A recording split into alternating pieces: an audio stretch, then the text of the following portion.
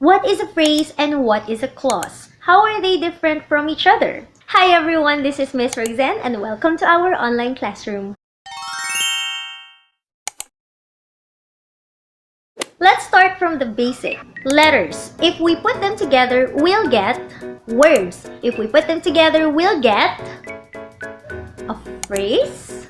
Phrases. Put them together and we'll get a clause.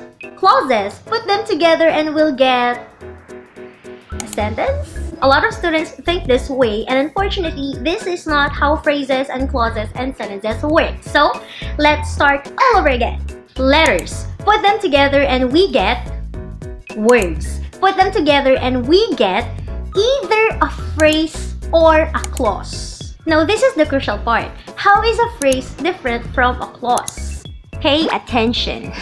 This is actually all that you have to remember. A clause has its own subject and verb component. A phrase does not. Maybe your phrase only contains a subject. Maybe it's a noun phrase. Maybe it only contains a verb. Maybe it's a verbal phrase. Or maybe it lacks both subject and verb. Maybe it's a prepositional phrase. The important thing is a phrase doesn't have its own subject and verb component. Okay? Now let's talk more about clauses. Most probably you already know that there are two types of clauses, the independent clause and the dependent clause. How are these two different? Well, the independent clause conveys a complete thought it can stand on its own. That's why it is called an independent clause in the first place. And if it's an independent clause, that means it's already a sentence. An independent clause equals a sentence. Okay? For example, I am hungry. And yes, I am hungry right now. But yeah, if I say I am hungry, I am already conveying a complete thought. You understand what I'm saying. Once you have an independent clause, that's when you have a sentence. Now, what about the dependent clause? The dependent clause does not convey a complete thought. It cannot stand on its own. That's why it is called a dependent clause. For example, if I say something like, because I am hungry, there is a thought, but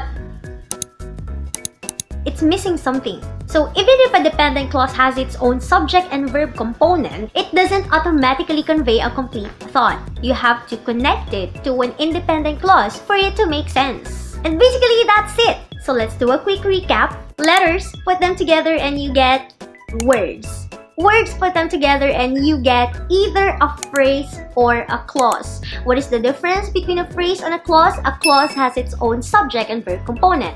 A phrase does not. There are two types of clauses. We have the independent clause and the dependent clause. If you have an independent clause, that is already a sentence. An independent clause equals a sentence. A dependent clause is not a sentence. Okay? Now, let's see if you really understood our lesson. I'm gonna give you a group of words. Identify if it's a phrase or a clause. Pause the video for a moment, analyze the words, and tell me if it's a phrase or a clause.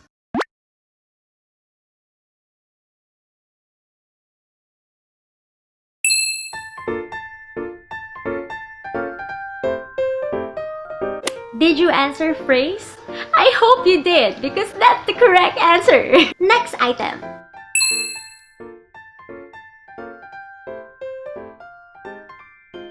Did you answer phrase? See, there is no subject and verb component in this group of words. Next item.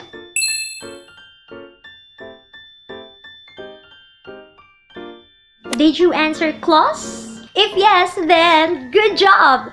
That is a clause. Now, let me just clarify a very common misconception about phrases and clauses. Students tend to think that a phrase is shorter and a clause is longer. No, it doesn't work that way. Again, to differentiate a phrase from a clause, you have to look at the subject and verb component. If it doesn't have a subject and verb component, it's a phrase. If it has a subject and verb component, then it's a clause. So, simply put, it's like you only need two words to make a clause. Sometimes just one. For example, the imperative go.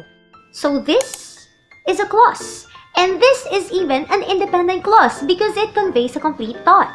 Another misconception that we need to clarify. Some students think that a dependent clause is shorter and an independent clause is longer.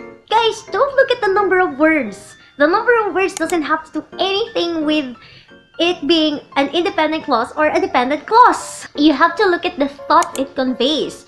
Is it a complete thought, a complete idea? If yes, then it's an independent clause. If something is missing, then it's a dependent clause. Watch out for subordinating conjunctions because dependent clauses are always introduced by subordinating conjunctions. But that's going to be for another lesson.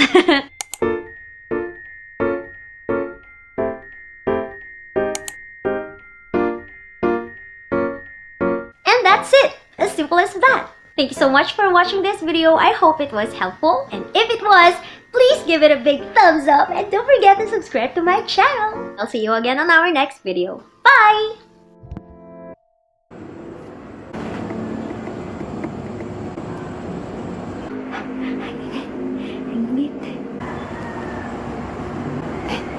Kita mo sa lamin yung cam. Nandit.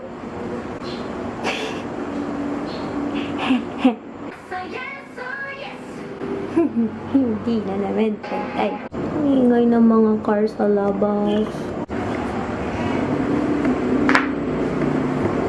I am already conveying a complete thought. You understand what I'm saying.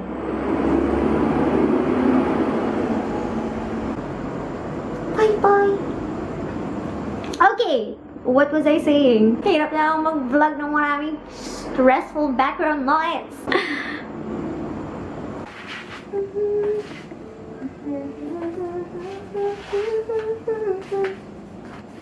Bakit kung patay itong ilaw na po?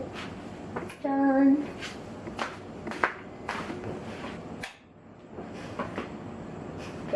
Too dark, wow.